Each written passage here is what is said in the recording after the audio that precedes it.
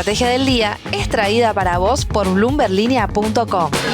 Muy buenos días, estrategas. Soy Francisco Aldaya, jefe del Buró de Argentina en bloomberlinia.com, y hoy les voy a comentar las 3 noticias más importantes para que arranquen su día. Además, Belén Escobar y cómo le fue al peso argentino en abril en el dato económico de la semana. Como siempre, no se olviden de darle clic al botón para seguir a este podcast, de compartir este capítulo, de activar las notificaciones y si les gusta lo que hacemos acá de lunes a viernes, ¿por qué no darnos un 5 estrellas en Spotify o un pulgar arriba en YouTube?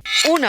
El gobierno volvió a acudir a los Estados Unidos para hacer frente a un vencimiento con el FMI. Concretamente, el martes pasado le compró derechos especiales de giro por $819 millones al Exchange Stabilization Fund de los Estados Unidos, fondos que luego usó Economía para el pago de intereses que se produjo el viernes último. Recordemos que la administración Milei aguarda que el board del fondo apruebe un desembolso de $1.000 millones correspondiente a la segunda revisión del programa con Argentina. Este último intercambio de DEX se suma a compras efectuadas en enero por $808 millones y en octubre del año pasado por $872 millones. Desde Economía explicaron que los pagos al FMI siempre deben hacerse con DEX y resaltaron a la vez que el pago se realizó con fondos propios, recordando que el Tesoro captó entre el martes y el miércoles de la semana pasada $848 millones vía los AO27 y AO28. Y hablando de deuda, cierro comentándoles que la Ciudad Autónoma de Buenos Aires anunció una nueva colocación de deuda en dólares en los mercados internacionales. Esta vez estamos hablando de un monto de hasta $500 millones y un plazo de hasta 10 años. Es la segunda vez que Jorge Macri sale al mercado durante la presidencia de Milei, teniendo en cuenta que colocó $600 millones a una tasa del 7,8% en noviembre del año pasado. En otras palabras, lo hizo cuando el riesgo país estaba en 614 puntos básicos por arriba de la marca de estos primeros días de mayo.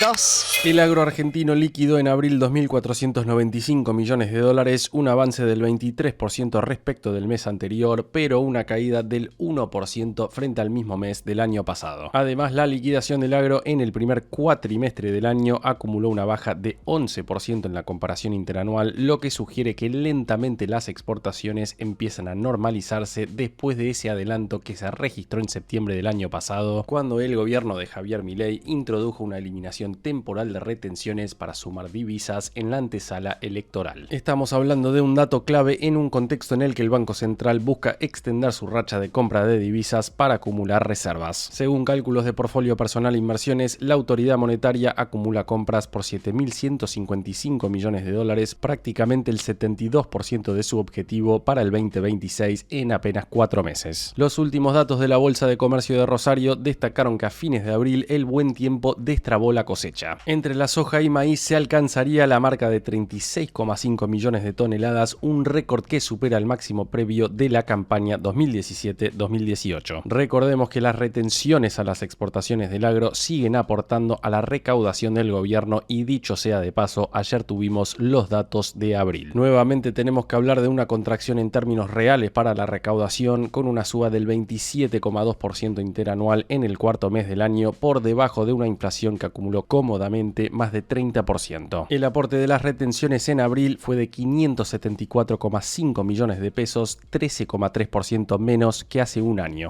3. El gobierno reglamentó ayer el régimen de incentivo a la formalización laboral, un capítulo clave de la reforma laboral. Estamos hablando de una iniciativa que ofrece alícuotas reducidas en contribuciones patronales durante 4 años, principalmente apuntando a que las empresas incorporen trabajadores sin empleo registrado previo. El decreto publicado ayer en el Boletín Oficial con la firma de Javier Milei establece una ventana de 12 meses, del 1 de mayo de este año al 30 de abril del año que viene, para que empleadores registren nuevas contrataciones bajo el esquema. El objetivo central, poner fin al estancamiento de la creación de puestos de trabajo formales en la economía argentina, algo que se viene arrastrando hace aproximadamente 15 años. El beneficio reduce temporalmente las contribuciones patronales desde el entorno de 18 a 20% hasta el 5% y se aplicará durante los primeros 48 meses desde el alta laboral. Los empleadores que se inscribieron inscribieron como tales desde diciembre del 25 pueden incluir bajo este régimen hasta el 80% de su nómina. Además de los no registrados, la norma también alcanza a quienes estuvieron desocupados en los 6 meses previos, quienes eran inscriptos en el régimen simplificado para pequeños contribuyentes o quienes venían del sector público. Hay que decir que la medida llega en un momento de deterioro del mercado laboral en la Argentina. Hay que tener en cuenta acá que el desempleo trepó del 5,7% en el cuarto trimestre del 2023 al 7,5% en igual periodo del 2025, un salto de 1,8 puntos porcentuales.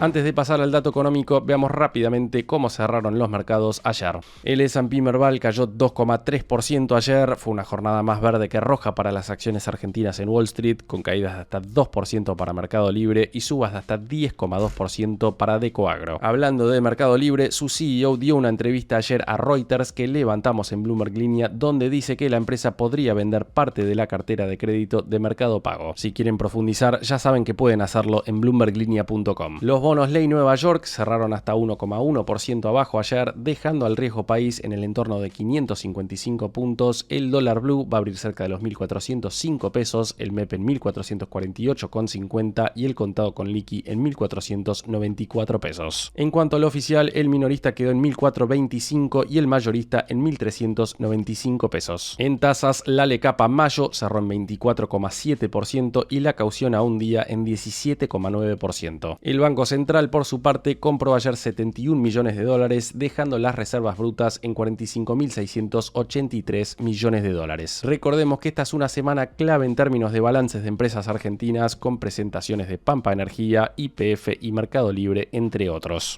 El dato económico. Y ahora sí, Belén Escobar, contanos por favor qué está pasando con el peso argentino. Y esta semana nos toca hablar del peso argentino porque ya terminó abril y Bloomberg Línea analizó su performance a lo largo del mes. Les anticipo que la moneda local se movió a contramano de la región. ¿Qué es lo que pasó? Mientras las monedas emergentes se fortalecieron frente al dólar, el peso mostró cierta debilidad. Igual hay que aclarar que el punto de partida influye, porque en marzo el peso había tenido un desempeño muy sólido. A nivel local, en el mercado creen que pesó el retraso de la cosecha gruesa, aunque también influyeron las compras del Banco Central, más algunos ruidos políticos. A través del dato económico de la semana, te cuento que según datos del desempeño cambiario analizados por Bloomberg Línea, el peso argentino registró una caída del 0,66% frente al dólar en abril. Sobre esta situación, Pedro Ciaba, jefe de Research y Estrategia de Portfolio Personal de Inversiones, ve lo siguiente. Vale aclarar que en marzo el peso fue una moneda que mostró un desempeño espectacular respecto a las divisas emergentes y de la región en general. De hecho, el tipo de cambio real multilateral se había apreciado un 5,3% en dicho mes. Con lo cual el punto de partida obviamente era bastante bueno y la realidad es que yo creo que hay dos grandes factores que explican el mal desempeño en abril. Primero, obviamente, el retraso en la cosecha gruesa, en la cosecha. Eso obviamente por todas las lluvias en la región núcleo, y que obviamente eso significó un retraso en lo que es la liquidación de divisas por parte de los exportadores. Y vale aclarar que por el lado de la demanda el central estuvo muy presente, ¿no? Comprando casi 2.700 millones de dólares, con lo cual en ese sentido yo creo que el equipo económico ha mostrado que tampoco se siente tan cómodo dejando apreciar significativamente el tipo de cambio y por el contrario han mantenido un buen ritmo de compra de dólares en el mercado oficial de cambios. Y por el otro lado, yo creo que todas las noticias que hubo en términos políticos, muchos relacionados con los efectos secundarios de esta transición económica, que pegan un poco en la recaudación, pegan como son en los sectores más trabajo intensivos, también pega en la evolución del trabajo registrado. Yo creo que esas noticias para el mercado fueron un poco un balde de agua fría y significaron el retroceso del peso en las últimas semanas. Ahora, para adelante, y teniendo en cuenta que la realidad es que el ritmo nosotros seguimos mucho CIAR, el ritmo de los exportadores debería empezar a incrementarse, dado que la cosecha ha tomado un ritmo completamente diferente respecto a lo que era unas semanas atrás, y a eso se le suma que da la sensación de que el apetito por créditos emergentes a nivel global ha vuelto, y bueno, ya son varias las colocaciones, tanto corporativas como provincias, que se vuelven a sumar y que son dólares que sabemos que eventualmente esos van a tener que también formar parte de la oferta en el mercado oficial de cambios. Con lo cual la realidad es que para los próximos 2-3 meses nosotros estamos esperando que el tipo de cambio, por más que luzca muy apreciado en términos históricos, probablemente se mantenga en estos niveles. La frase del día.